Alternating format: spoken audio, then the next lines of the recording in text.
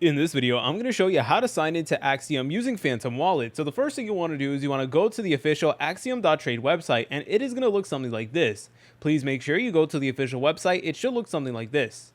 Anyways, you just want to go ahead and select on Start Trading.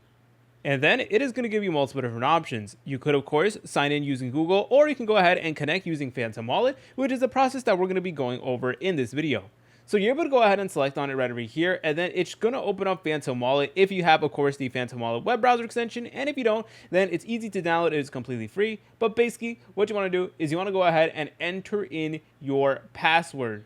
All right, then it's going to say we updated our privacy policy, and then there you go. You should be good to go. All right, so once you go ahead and enter your password, it is going to link your account right over here, and then it's going to ask you to confirm one more time. So please go ahead and select on confirm, and then you should be good to go. And then afterwards, it is now going to sign you into Axiom using your Phantom Wallet account. And there you go. It's now going to say success. All right, then it's going to ask you to confirm one more time, obviously, just to make sure that it is actually you who's trying to sign in. So once again, please go ahead and select on confirm.